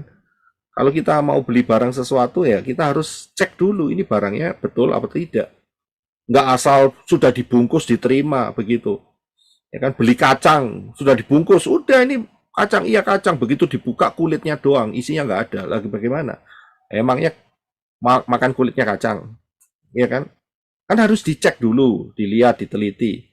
Oh, kehidupan sehari-hari saudara meneliti loh, kok masalah yang eternal, masalah yang kekal, saudara tidak teliti. Itu salah. Harus diteliti, saudara. Ya, jangan sampai tertipu. Kan ada ayatnya dikatakan, ada jalan yang disangka itu lurus, tetapi ujungnya adalah maut.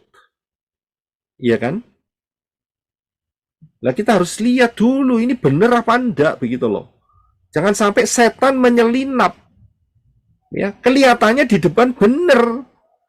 Tapi ujungnya neraka, saudara. Lautan api. Lah buat apa berjalan segitu jauhnya?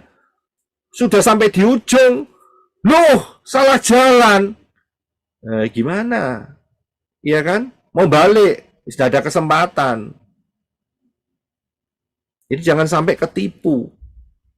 Ya, karena itu saudara harus hati-hati, ya. Hati-hati saudara. Ini alam spiritual ini nggak kelihatan saudara. Ya. Dafar Elohim mengatakan seperti ini saudara, supaya saudara tidak ketipu dengan setan-setan yang bersembunyi. 1 Tesalonika 5:21 dan 1 Yohanes 4 ayat 1. Silahkan Brother Henok untuk baca 2 ayat ini. Terima kasih. 1 Tesalonika 5 ayat 21. Ujilah segala sesuatu dan peganglah apa yang baik. 1 Yohanes 4 ayat 1. Saudaraku yang terkasih, janganlah percaya kepada setiap roh. Sebaliknya ujilah roh-roh itu. Apakah mereka berasal dari Elohim? Sebab banyak nabi palsu telah muncul ke dunia. Ya, terima kasih. Saudara bisa lihat Dafar Elohim bahkan 2 kali. Yang pertama oleh Rabi Saul, yang kedua oleh Yohanan, mengatakan ujilah, uji. Ya, segala sesuatu kalau sudah ketemu yang baik pegang. Harus senantiasa diuji. Ya, dan roh-roh itu harus diuji saudara, jangan ditelan mentah-mentah. Kacau saudara, ketipu, masuk jebakannya setan. Harus diuji, dites dulu, tunggu dulu. Kalau belum dapat peneguhan, tunggu dulu. Diuji dulu. Jangan langsung aja dicaplok, rugi saudara. Ya, rugi besar. Mengerikan loh. Matius 12 ayat 33. Silakan Brother Henok. Matius 12 ayat 33. Jikalau suatu pohon kamu katakan baik, maka baik pula buahnya. Jikalau suatu pohon kamu katakan tidak baik, maka tidak baik pula buahnya.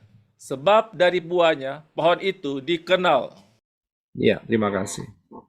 Jadi saudara harus hati-hati dalam masalah tudung ini. Lihat dulu buahnya. Saudara bisa lihat, saudara bisa menentukan. Kan tadi kita tidak menghakimi antara pohon buah durian yang enak dan yang tidak enak. Kan tidak menghakimi. Nah, kita sudah bisa tahu, kita sudah merasakannya. Oh, ini tidak enak, ini enak. Ya, kita kasih tahu, ini benar-benar nggak enak, yang ini enak. Itu kan bukan menghakimi. Untuk melihat buahnya, hasilnya, yang selama ini ada.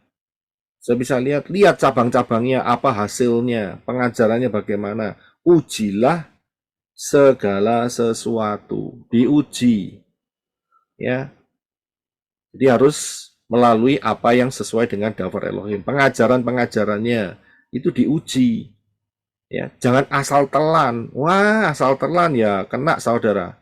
Orang buta nuntun orang buta masuk ke dalam lubang yang sama. Ya. Ingat loh, kalau saudara tidak menguji dan kemudian saudara ada di bawah tudung itu ada transfer roh yang nyata, saudara. Ya, jangan sampai saudara ketipu. Inilah yang Bapak Yahweh berikan supaya kita dapat melihat ini roh-roh ini bersembunyi dalam bentuk model apa. Dalam bentuknya apa. Lah, kalau sudah tahu seperti itu ya sudah, tidak usah diikuti. Begitu loh. Ya. Di manakah lagi setan-setan bersembunyi? Di karakter manusia. Manusia yang lama. Ya, mengapa saat teman-teman yang minta baptisan, saya kasih list yang panjang untuk mengkorek apakah mereka itu pernah melakukan hubungan dengan roh-roh jahat melalui media-media. Misalnya makan sesajen, nyimpen jimat, pakai ilmu, dan sebagainya. Itu harus diputuskan karena setan coba pakai celah itu kalau tidak diputuskan. Walaupun sudah dibaptis, tapi tidak diputuskan. Seringkali problem masuknya di mana? Karakter. Ya, disitulah setan-setan itu menyelinap, saudara. Ini kita harus waspada karena itu, ya, saudara, kalau sampai yang sudah dibaptis pembaruan dengan saya, ya, saudara diingatkan kembali untuk diputuskan. Ada masalah-masalah yang diingatkan oleh Ruah Yahweh Elohim. Segera, saya bilang, putuskan. Segera. Saudara sudah ada Ruah Yahweh Elohim. Ada kepekaan. Langsung diputuskan. Langsung disembuhkan luka-luka saudara. Ya. 1 Korintus 5 ayat 6 sampai 7a. Silakan Brother Henok. 1 Korintus 5 ayat 6 sampai 7a. Kesombonganmu itu tidak baik. Tidakkah kamu tahu bahwa sedikit ragi mengkamirkan seluruh adonan? Buanglah ragi yang lama supaya kamu dapat menjadi adonan yang baru, sebagaimana kamu memang tidak beragi. Terima kasih. Saya bisa lihat di sini sedikit ragi. Racunnya sedikit celah, sedikit masa lalu yang belum terbaiki, yang belum diselesaikan, yang belum dibereskan, akan meracuni seluruh adonan. Mengkamirkan, itu kalau adonannya memang untuk baik. Tapi ini sebetulnya dianggap sebagai racun yang bergerak. Saya bisa lihat racun ini bergerak dan seluruh adonan kehidupanmu terkena efeknya. Terkena efeknya. Karena itu bisa mengatakan, buang ragi yang lama. Dibuang. Nggak boleh ada. Jangan disimpan terus. Sudah bisa lihat. Jangan disayang-sayang terus. Jangan punya mental mengasihani diri sendiri. Saya bisa lihat. Ambil sikap tegas pada masa lalu saudara. Bapak Yahweh sudah menyelesaikannya. Move on. Tapi ingat, Ruah Yahweh Elohim akan mengingatkan, berarti di situ masih ada celah-celah yang belum dibereskan. Bereskan. Bersihkan. Supaya perjalanan saudara sampai rapture yang tinggal berapa tahun lagi ini berhasil, saudara. Berhasil. Saudara harus bereskan itu semua. Ya, perjanjian-perjanjian dengan roh-roh setan yang mungkin pernah diperbuat juga melalui orang tua, nenek moyang saudara. Putuskan itu semua. Itu mempengaruhi. Kita tidak mau dipengaruhi itu semua. Kita mau berjalan bebas. Bergerak dengan bebas. Ya, masa lalu yang belum terselesaikan. Ya, jadi coba saudara bisa melihat melalui radar ini, ya, nggak usah nunjuk kanan, nunjuk kiri, nggak usah. Coba saudara lihat dulu kehidupan saudara, tanya sama Ruah Yahweh Elohim. Ini setan-setan lagi sembunyi di mana nih Ruah Yahweh Elohim? Gitu, perangi setan-setannya. Jangan mengasihani diri sendiri, perangi, bereskan itu semua. Ya, kepahitan-kepahitan harus dibereskan. Kan Dafar Elohim mengatakan, kalau kamu tidak mengampuni, maka kamu tidak diampuni. Ya, tapi masih ada suami udah meninggal, tapi kepahitannya nggak hilang-hilang, saudara. Masih dikantongin terus, masih dipikul terus. Ini roh apa ini? Ini kan nggak beres kalau begitu. Ya, hati-hati saudara. Jangan sampai setan-setan sembunyi. Di manakah setan-setan sembunyi lagi? Setan-setan itu sembunyi, yaitu di perkumpulan orang sakit. Ya, sama-sama mengasihani diri, sama-sama masa lalunya belum beres, kumpul saudara. Ya, kumpul. Alasannya sangat rohani saudara. Bible study, ya, prayer together. Ya kan? Alasannya begitu, ministry together. Tapi podo sakite wonge. Sama-sama sakitnya. Wah, ini sasaran empuk buat setan. Kenapa? Karena masa lalunya belum diberesi. Ya, belum disembuhkan. Setan-setan tuh paling suka. Wah, ini makanan empuk ini. Ya, makanan empuk. Kumpullah orang sakit dengan orang sakit. Nggak akan sembuh, sakitnya tambah parah, saudara. Pasti. Tular-tularan masalahnya. Saudara ngerti? Saling menularkan penyakit. Tapi pemikirannya rohani. Ini bahaya sekali. Saudara harus bisa mendeteksi hal ini. Kalau saudara sakit, cari pengajaran yang menyembuhkan. Bukan kumpul dengan yang sakit, saudara. Ya. Saudara punya sakit satu, yang satu punya sakit satu lagi, kumpul. Jadi tukar-tukaran, sakitnya nggak tambah sembuh, sakitnya jadi yang satu dapat dua, yang satu dapat dua. Lawang sakit kok nyari bolo, tahu bolo? Nyari teman podo sakitnya, sama sakitnya. Ya nyari kesembuhan. Cari bagaimana daftar Elohim itu memulihkan, menyembuhkan, merestorasi. Ya, ini bahaya sekali soal fenomena-fenomena ini. Saya berikan ini supaya radar Iron Dome saudara itu menyala dan saudara tidak terjebak. Kemudian setan-setan itu bersembunyi di mana? Ini dia. Roh nubuat. Ini dia. Roh nubuat atau luku buat. Lu buat-buat. Ya. Ini hati-hati, sangat hati-hati karena saudara harus tahu ya, di sekeliling kita ini semua, termasuk saudara di Indonesia dimanapun, termasuk yang mungkin ada di belahan bumi yang manapun, di sekeliling kita ini banyak roh-roh malaikat-malaikat yang dulunya malaikat Bapak Yahweh, tapi berontak, roh-roh yang jatuh. Malaikat-malaikat yang jatuh. Ini bahaya sekali. Kenapa? Ya, kalau masa lalu sudah tidak disembuhkan, belum disembuhkan, masih luka, masih sakit, karakternya juga kacau balau, ini sarang empuk buat mereka. Saat mereka mendapatkan nubuat dari alam roh, itu bukan dari Bapak Yahweh. Dari siapa? Ya dari malaikat-malaikat yang jatuh. Tapi pakai atas nama Bapak Yahweh. Gitu loh. Parahnya lagi, orang-orang yang nggak ngerti, wah, iki mujarab, ini bener, ya. Kemudian dijadikan dukun, masuklah roh perdukunan. Sandal hilang, tanya, di mana ya sandalku? Begitu. Saya lihat. Kemudian, ya, bolpen hilang, tanya lagi. Ayo, mari kita menanyakan di manakah bolpen saya yang hilang.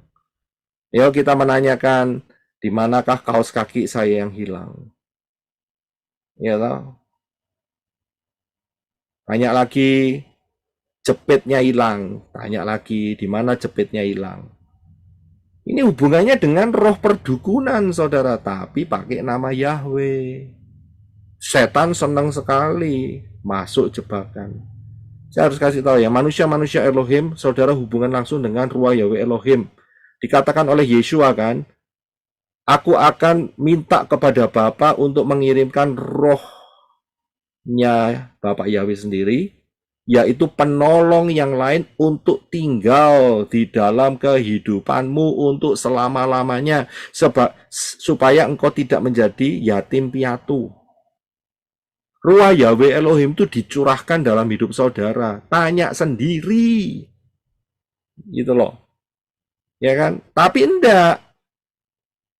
Ya, praktek ini berkembang, akhirnya tanyalah sama orang ini, jadi roh perdukunan di sana. Ngeri saya bilang. Ya. Bisa dipahami ya, disinilah setan-setan bersembunyi. Saya nyatakan ini karena apa? Bapak Yahweh juga semua yang mengatakan bongkar semua ular-ular, termasuk yang tadi itu, grup yang besar tadi itu. Bongkar itu semua. Supaya terjadi pertobatan demi pertobatan. Dan saya harus katakan, ada grup doa, WA, dengan inisial TIY, saya nyatakan grup ini tidak berada di bawah naungan pelayanan menorah. Tidak. Ya, mungkin dulunya saudara pernah mendengar seperti itu, saya nyatakan secara official. Ya, tidak. Karena apa? Yaitu tadi yang saya ungkapkan di atas tadi, bahwa ada sarang-sarang setan bersembunyi. Ya, saat saya menyampaikan mengenai jangan ada kepahitan terhadap manusia, apalagi orangnya itu sudah mati. Nah, itu diakui. oleh pendiri daripada grup ini. Itu salah satu, itu saya begitu. Nah sekarang masalahnya, saudara diundang, ya kan, mau di bawah tudung ini, apa mau ditulari, gitu saja. Ya kalau saudara tidak mau ketularan, ya jangan mau diundang. Dan ingat ya, saya sudah nyatakan secara official bahwa grup ini tidak ada di bawah naungan pelayanan menorah. Jadi siapapun yang mengatasnamakan pelayanan menorah untuk menarik saudara masuk di grup doa ini, ya, itu berarti saudara terjebak sendiri. Terjebak, ya. Jadi tidak berada di bawah naungan pelayanan menorah. Ya. Padahal sebelumnya itu sudah, angel itu sudah dikasih tahu sama Bapak Yahweh mengenai pendiri ini. Ya, kalau dia setia, dia akan mendapatkan berlian di kerajaan 1000 tahun. Asalkan tidak jatuh. Asalkan ada beberapa hal, ya, tidak undur, tidak jatuh, itu akan tergenapi, ya. Tapi sayangnya apa yang terjadi? Ya, spirit-spirit itulah yang belum terselesaikan pada masa lampaunya itu bermunculan. Saya sudah mengatakan hati-hati dengan ministry. Ministry itu nggak main-main. Ya, ministry itu adalah front line, garis depan. Hati-hati saudara, hati-hati. Ya, hati-hati dengan spirit ambisi. Hati-hati, itu merusak spirit ambisi itu. Saya sendiri tidak punya ambisi kok, ya, untuk mendirikan gereja besar atau tidak. Ya, hati-hati dengan spirit ambisi. Ini merusak saudara. Jadi hati-hati ya, spirit yang di atas tadi yang saya sebutkan, spirit roh ramal perdukunan, spirit orang sakit kumpul dengan orang sakit, spirit masa lalu yang belum dibereskan, kepahitan dengan orang-orang yang telah meninggal. Hati-hati. Jangan sampai itu menudungi saudara gara-gara saudara dibawa masuk di dalam grup doa ini. Saya berikan ayatnya Efesus 5:37. Silakan Brother Henok. Efesus 5 ayat 3. Tetapi percabulan dan setiap kecemaran atau keserakahan janganlah sekali-kali ada di antara kamu, sebagaimana sepatutnya bagi orang-orang kudus. 4. Juga perkataan kotor dan pembicaraan bodoh atau gurauan yang tidak sepantasnya, tetapi sebaliknya ucapkanlah syukur. 5. Sebab kamu tahu bahwa setiap orang cabul atau yang cemar atau orang serakah, yaitu penyembah berhala, tidak memiliki warisan dalam kerajaan Hamasya dan Elohim. 6. Janganlah ada seorang pun yang menipu kamu dengan kata-kata kosong, karena hal-hal itulah yang membuat murka Elohim turun ke atas anak-anak durhaka. 7. Karena itu, janganlah kamu berteman dengan mereka. Ya, saudara perhatikan. Ada banyak hal yang diungkapkan oleh Rabbi Saul. Ingat loh, orang-orang yang ditulis di ayat 3, 4, dan 5 ini tidak mewarisi kerajaan Hamasya. Alias apa? Nggak masuk Syamayim, bro. Ya. Kalau sudah nggak masuk Syamayim, apakah saudara masih merelakan hidup saudara bergaul dengan mereka? Lah ini nek sampai iya, berarti saudara ketipu atau saudara menjerumuskan diri sendiri. Karena ayat yang ke-7 dikatakan, jangan kamu berteman dengan mereka. Saudara bisa lihat,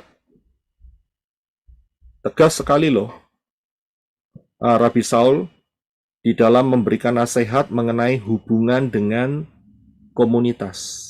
Jangan kamu bergaul. Kenapa? Transferring roh. Itu loh alasannya. Transfer rohnya.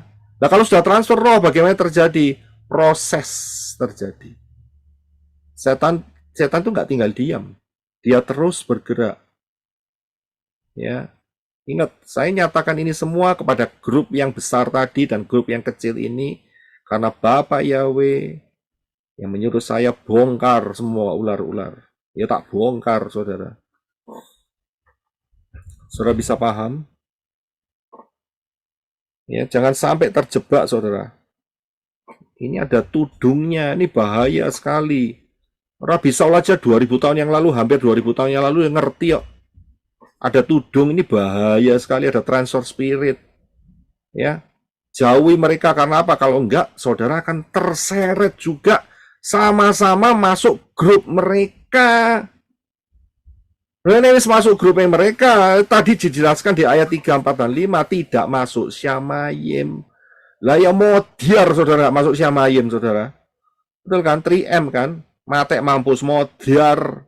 Lah buat apa gitu loh? Ya kan? Kena transfer spirit ini loh yang saya berulang-ulang nyatakan bahwa hati-hati ya. Kita ini belum selesai loh. Nanti nek rapture selesai. Kita masuk rapture tubuh kemuliaan selesai cerita. Sudah ada khotbah, saudara. Wis ketok. Semua terlihat jelas. Ketemu dengan Yeshua sendiri. Wis sudah selesai. Tapi selama kita masuk di dalam proses menjelang rapture ini sampai rapture, ini yang harus dijaga. Disinilah setan-setan itu bersembunyi. Mau menjebak. Saya bisa lihat. Hati-hati. Saya mau tegaskan ya untuk yang terakhir di penjelasan hari ini ya. Saya harus menjelaskan hari ini karena ini di luar sana bergulir terus. Jadi saya harus memberikan penjelasan ini supaya saudara juga jangan sampai ada orang-orang yang memanfaatkan pelayanan menorah. Saya harus ngomong ini. Ya, yaitu bahwa kita tidak punya ambisi ya. Pelayanan menorah tidak punya berambisi untuk mengumpulkan atau menarik jemaat-jemaat dari tempat lain. Pelayanan menorah juga tidak membangun cabang-cabang bangunan fisik dimanapun. Ya, jadi kalau sampai ada yang narik saudara, oh ini dari pelayanan menorah, saya sudah kasih tahu secara official, tidak. Karena tujuan kita di sini, tim Arizona di sini, kita keluarga di sini, ya, itu untuk rapture, bukan untuk bangun cabang. Bukan untuk bangun gereja fisik, nariin jemaat satu-satu, tidak, saudara. Ya, ini panggilan yang Bapak Yahweh berikan di dalam pelayanan menorah dalam hidup saya, yaitu di dalam Matius 24 ayat 45 sampai 47. Siapakah hamba yang setia dan bijaksana yang diangkat oleh tuannya atas para pelayannya untuk memberikan kepada mereka makanan pada waktunya? Berbahagialah hamba yang setia, berbahagialah hamba yang ketika tuannya datang, ia didapati sedang bekerja sedemikian rupa. Sesungguhnya aku berkata kepadamu, Tuan itu akan menempatkan dia atas semua yang menjadi miliknya. Sudah bisa lihat, inilah panggilan ministry pelayanan menorah untuk menjadi berkat, memberikan makanan spiritual supaya saudara dipersiapkan masuk satu kali nanti menjadi mempelai Yeshua HaMashiach dalam rapture. Ya, jadi saudara harus paham. Jadi kita tidak ada ambisi sama sekali. Kalau mereka berkata ini ya, jangan takut kehilangan jemaat, ya yang takut ya siapa begitu loh. Ambisi saja tidak kok. Fokus saya hanya di sini untuk masuk di dalam rapture beserta keluarga dan tim Arizona. Kalau saudara mau ketut, mau tersangkut, ya seperti mimpi yang saya ungkapkan kapan hari sebagai pesawat kecil yang tersangkut di pesawat besar. Ya, jadi tidak ada ambisi dalam hal itu. Jelas ya. Jadi jangan sampai ada yang mengecoh saudara di dalam hal ini. Kemudian saya juga harus menyatakan ya bahwa pelayanan menorah tidak minta sumbangan. Hati-hati ya saudara yang di luar sana, menerima text message melalui WA, melalui Telegram, melalui Facebook, melalui apa saja sosial media, Kalau ada oknum-oknum yang mengatakan bahwa pelayanan menorah ya membutuhkan sumbangan-sumbangan, jangan percaya mereka, tolak mereka. Kita nggak minta sumbangan. Ya, kita tidak minta. Jadi hati-hati karena ini scam, tahu ya scam ya? Scammer. Scam itu bahasa Indonesianya apa ya? Penipuan. Ya, penipuan. Terima kasih. Scam. Itu maraknya luar biasa. Apalagi pakai kedok, ya, rohani. Waduh, dipikir menabur dengan benar. Ya, no. Ya, kita tidak minta sumbangan. Ini yang saya berikan buat saudara ya. Ini penting ya, dimana supaya saudara tidak dikecohkan oleh orang-orang oknum-oknum yang tidak bertanggung jawab. Ya, perhatikan baik-baik. Tapi kalau saudara mau menabur, perhatikan prinsip-prinsip Dafar Elohim di bawah ini. Kalau saudara digerakkan Ruah Yahweh Elohim mau menabur, perhatikan 4 prinsip ini. Ya, 4 prinsip ini harus saudara perhatikan baik-baik supaya benih taburan saudara itu menjadi berkat yang luar biasa sampai kekal. Ya, sampai kekal. Kalau seandainya saudara punya kerinduan, ya, yaitu prinsip rewards. Prinsip upah yang diberikan oleh Yeshua. Matius 10 ayat 41 sampai 42. Silakan Brother Enoch. Matius 10 ayat 41 sampai 42. Siapa yang menerima seorang nabi sebagai nabi, ia akan menerima upah seorang nabi. Dan siapa yang menerima orang benar sebagai orang benar, ia akan menerima upah orang benar. Siapa yang memberi minum air sejuk secangkir saja kepada seseorang yang kecil ini, sebab ia muridku, sesungguhnya aku berkata kepadamu, ia sekali-kali tidak kehilangan upahnya. Ya, terima kasih. Perhatikan prinsip rewards ini. Ya, untuk bagaimana saudara bisa mendapatkan rewards sampai masuk di dalam kekekalan reward saudara dengan cara prinsip yang diajarkan oleh Yeshua. Matius 10 41 sampai 42. Ya. Saudara renungkan. Kemudian prinsip yang kedua adalah prinsip talenta. Silakan Brother Enoch. Matius 25 ayat 27. Matius 25 ayat 27. Oleh karena itu, seharusnya lah engkau menanamkan uangku itu kepada yang menjalankan uang, agar ketika aku datang kembali, aku menerima milikku itu beserta bunganya. Ya, terima kasih. Saudara bisa perhatikan bahwa di Matius 25 ini ada perumpamaan mengenai talenta. Dan ada satu orang yang diberi hanya 1 talenta dan pikirannya negatif kepada tuan itu. Dia menanam dan kemudian saat tuannya datang dia ambil dan kemudian tuannya berkata, kamu malas dan jahat. Ya, dan dia dibuang di lautan api. Padahal tuannya kasih jawab, kasih cara, way out. Ya, kasih cara. Sebetulnya aku tidak membutuhkan pelipat gandaan uangku itu, tuannya bilang gitu. Asalkan kamu bisa memberikan kepada orang yang menjalankan uang dan ada bunganya, itu sudah cukup kamu masuk Syamayim. Saudara bisa lihat di sini. Ya. Jadi di sini saudara harus paham akan prinsip talenta ini.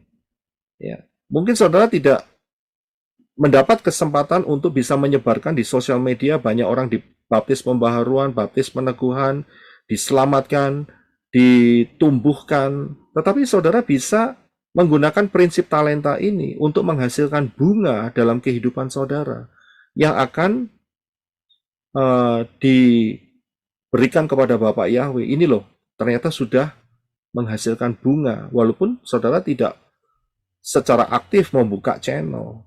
Begitu. Prinsip talenta ini powerful sekali, saudara. Ya, ini cara yang Yeshua ajarkan. Bukannya kalau tidak dikembangkan cuma 1 talenta dan kemudian langsung dibuang begitu, saya tidak. Tuhan itu sudah memberikan jalannya, caranya. Matius 5:27. Aku menerima kok. bunganya dan milikku kembali. Nggak masalah. Sudah bisa lihat. Kemudian yang berikut adalah prinsip tersembunyi. Matius 6, 3-4. Silakan Brother. Matius 6 ayat 3 sampai 4. Tetapi ketika engkau memberi sedekah, janganlah biarkan tangan kirimu mengetahui apa yang tangan kananmu lakukan. Hendaklah sedekahmu itu diberikan secara tersembunyi, dan Bapamu yang melihat yang tersembunyi itu, Dia sendiri yang akan membalas kepadamu secara terbuka. Ya, terima kasih. Ya, jadi kalau saudara mau menabur, saudara jangan patungan terus kemudian barengan ngirimnya begitu loh. Jangan, nggak boleh. Itu melawan prinsip tersembunyi ini. Karena apa? Setan akan menyelinap di sana, yaitu mempengaruhi, karena nilai yang saudara kirimkan itu yang pertama akan mendatangkan pemikiran negatif. Oh, orang ini kan kok cuman ngasihnya sebegini, lah itu kan negatif.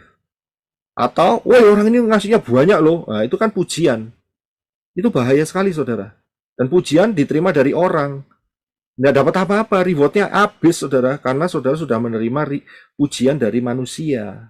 Di Syawayim nggak dapat apa-apa. Jadi ini harus pakai prinsip yang tersembunyi, begitu loh. Ya, nggak boleh patungan, ayo patungan semua, kelompokin habis itu terus kemudian kirim barang-barang gitu. Nggak bisa seperti itu. Ya, jangan seperti itu. Ya, jadi harus pakai prinsip yang betul-betul supaya reward saudara itu terjaga sampai masuk di Syawayim. Ya, kita mau seperti yang Yeshua katakan, ya.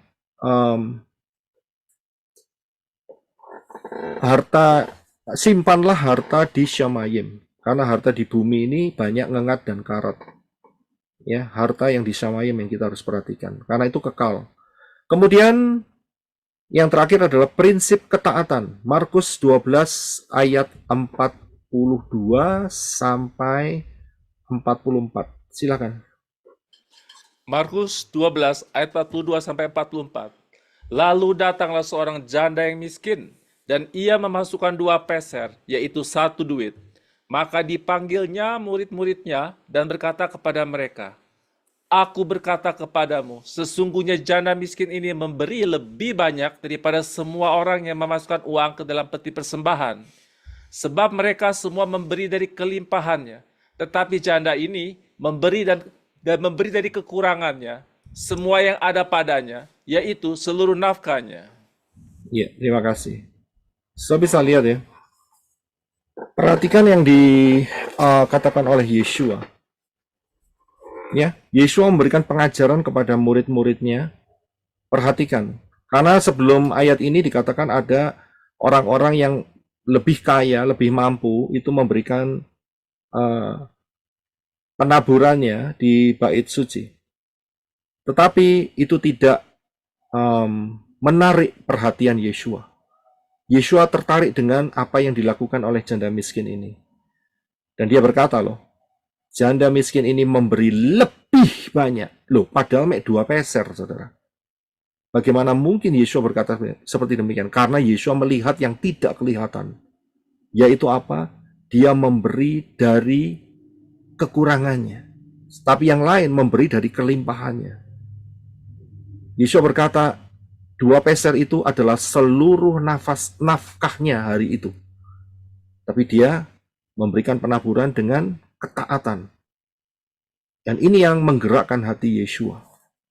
Ya, di mana Yeshua mengatakan dia memberi lebih banyak dari semuanya itu. Ya, jadi 4 prinsip ini adalah prinsip yang harus saudara pakai senantiasa di dalam proses penaburan saudara untuk mendapatkan rewards di Syamayim. Ya, 4 prinsip ini harus saudara pegang. Ya, harus saudara pegang baik-baik. Jadi penaburan saudara itu di hadapan Bapak Yahweh dipandang baik dan tidak cacat, ya, dan akan terberkati saudara sampai di dalam eternal life, kekekalan yang luar biasa. Ya. Jadi inilah yang saya bisa sampaikan, dan kemudian hati saya tetap merindukan pertobatan. Siapapun saudara, Ya, siapapun saudara, ya baik grup besar maupun grup kecil, ya bertobatlah. Saya bilang bertobatlah sebelum rapture terjadi. Ya, jangan sia-siakan kesempatan yang dari Bapak Yahweh. Ya, sebab waktu rapture sudah tidak lama lagi. Begitu ketinggalan, ingat, ya, saya telah mengajarkan bayar harganya nggak murah, yaitu dengan darah saudara sendiri. Maksudnya apa? Maksudnya akan disiksa. Itulah yang dimasukkan di dalam kategori meterai yang kelima. Jadi bertobatlah, siapapun saudara. Ya, orang yang bertobat itu mau merendahkan hatinya, meninggalkan gengsi-gengsinya. Seperti Raja Daud. Dia berkata, dia ditegur oleh Nabi Nathan, dan Daud berkata, iya, itu aku. Itu rendah hati. Dan dia setelah itu dia bertobat sungguh-sungguh dengan menggubah, yaitu yang namanya Mazmur 51. Ya, kalau saudara baca Mazmur 51, itulah isi hati daripada Daud yang betul-betul dia bertobat. Penyesalan dan dia bertobat. Karena itu, siapa yang merendahkan hati, dia akan ditinggikan. Tetapi kalau saudara masih ngengkel, masih keras hati, gengsi, ya saudara akan direndahkan. Itu prinsip daripada Dafar Elohim. Ya, jadi perhatikan baik-baik. Ya, apa yang saya sampaikan ini semua adalah instruksi daripada Bapak Yahweh sendiri. Bongkar itu semua ular-ular. Ya, dan ini memberikan kesempatan pertobatan demi pertobatan. Orang-orang yang di luar Jawa Tengah, di luar Jogja dan Magelang, yang tidak tahu masalah ini, saya harapkan saudara juga bertobat. Jari-jari saudara bertobat, hati saudara bertobat. Ya, jangan sampai saudara di bawah tudung yang salah. Jangan saudara kena jebakan-jebakan setan yang bersembunyi. Ya, selalu berpikirlah keselamatan adalah di atas segala-galanya. Rapture adalah di atas segala-galanya. Haleluya. Bapak Yahweh memberkati saudara sekalian.